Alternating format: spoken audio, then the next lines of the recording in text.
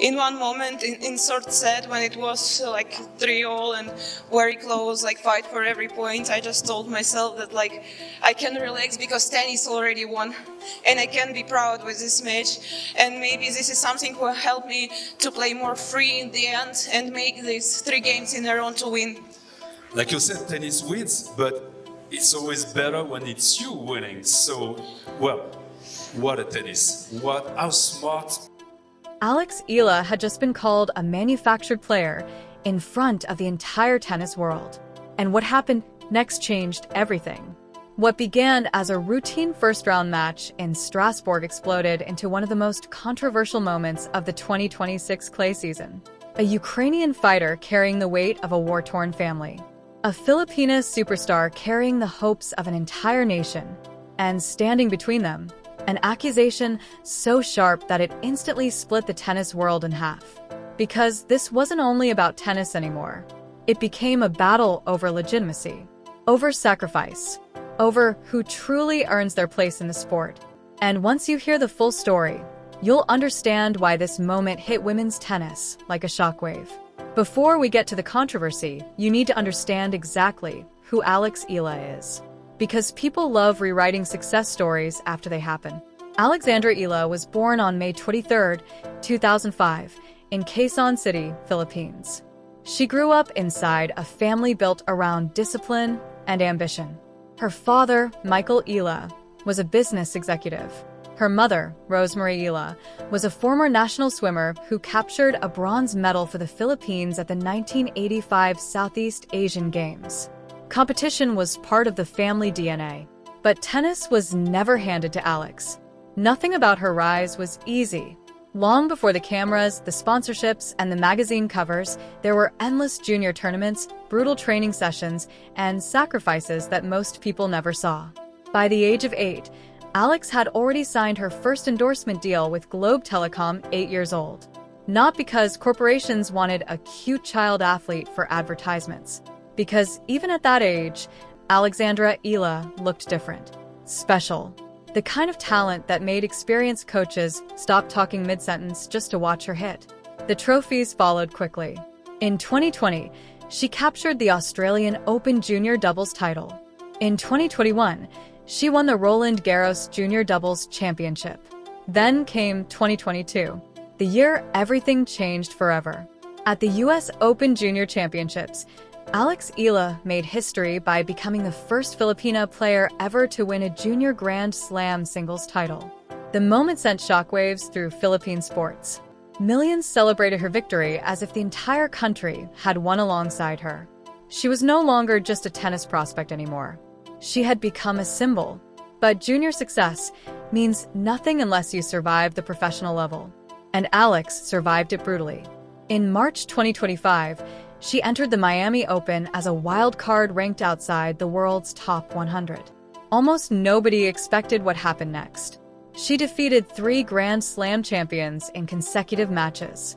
Madison Keys, Iga Swiatek, Yelena Ostapenko. 3 elite champions, one after another, without dropping a set. By the end of the tournament, Alex had become the first Filipina player ever to reach a WTA 1000 semifinal. The rankings exploded upward. By March 2026, she climbed to world number 29, the highest ranking ever achieved by a Filipina in WTA history. It should have silenced the doubters. Instead, it created new ones. Because the bigger Alex Eala became, the louder the accusations started getting online. False rumors spread constantly across social media. People claimed she had signed a fake $45 million Wilson deal. Others invented stories about a rejected $500 million sponsorship offer. None of it was true, but misinformation moves faster than facts. And slowly, a dangerous narrative started forming around her. That Alex Eala wasn't simply a talented player. That she was protected, marketed, commercially manufactured. A player elevated by branding instead of pure merit. The whispers stayed online for months. Until Strasbourg, May 18, 2026. 1 week before Roland Garros. The final clay court warm-up before Paris. Ironically, Alex wasn't even supposed to be in the main draw. Originally, she was scheduled to play qualifying rounds. But when her former doubles partner Haley Baptiste withdrew due to injury, Eala received a late main draw entry as the top alternate. Her opponent would be Ukrainian qualifier Alexandra Oliynykova, world number 66. And from the beginning, this match carried emotional weight far beyond rankings. Because Oliynykova was fighting for something much bigger than tennis too. Her father, Denis, also her manager and lifelong mentor, had voluntarily joined the Ukrainian military during the war. He had not seen her compete live in nearly 2 years. Now, after finally receiving leave, he was traveling to France to watch his daughter again. Alexandra knew exactly what this tournament meant. And when the match began, both women played like everything depended on it. For nearly 3 hours, Strasbourg witnessed one of the most emotionally exhausting matches of the entire clay season. Eala started brilliantly. Aggressive baseline hitting, sharp angles, fearless ball striking. She captured the opening set 6-3 and looked fully in control. But Oliynykova refused to disappear. In the second set, she fell behind 0-4 against a top 30 player, on the verge of collapse. Most players would have mentally folded. She didn't. Point by point, game by game, she clawed herself back into the match.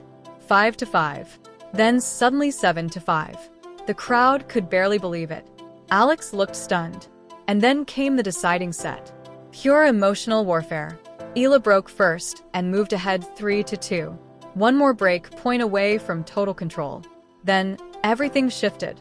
Oliynykova began slicing forehands from impossible angles, changing pace, disrupting rhythm, dragging Alex into uncomfortable rallies she could never fully solve. And suddenly, the Ukrainians stormed through the final 4 games without dropping a single one. Final score, 3-6, 7-5, 6-3. 2 hours and 52 minutes. 23 break points created against Eala. 7 total service breaks. It was chaos.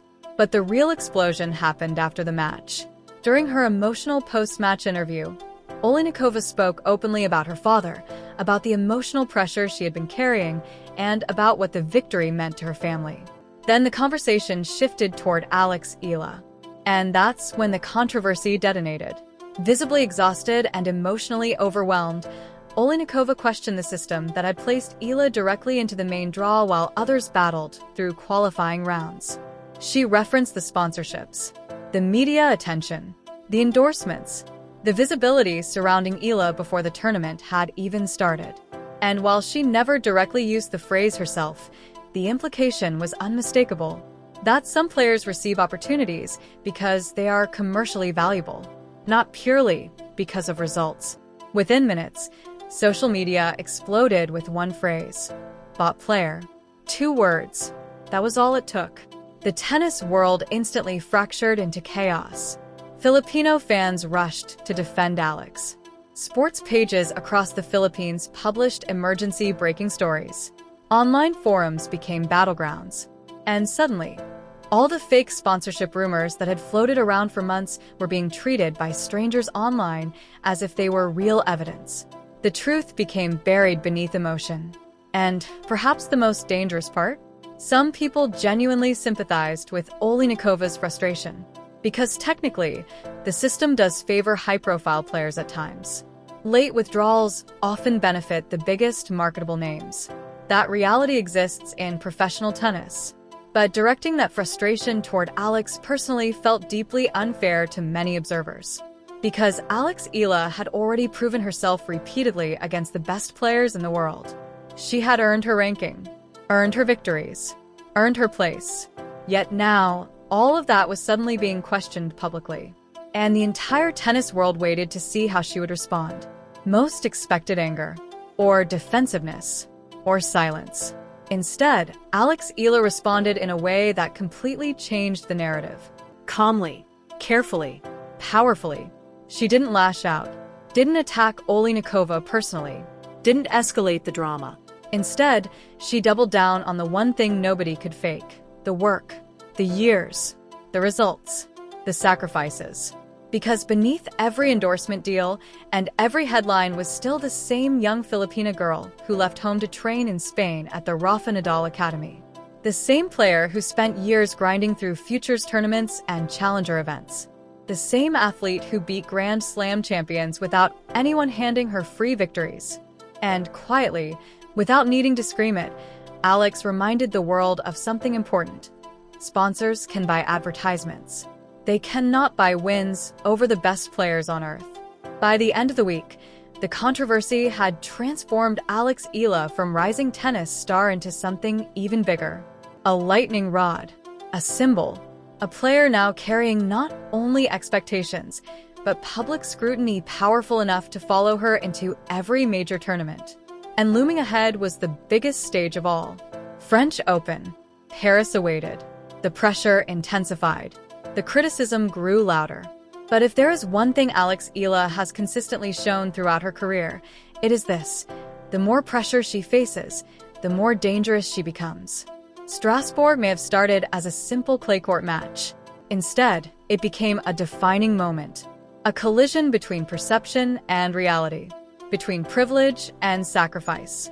Between public narratives and private truth. And whether people supported Alex Eala or questioned her afterward, one thing became impossible to deny. She was no longer just another young player on tour. She had become one of the most talked about figures in women's tennis. And Roland Garros was only days away.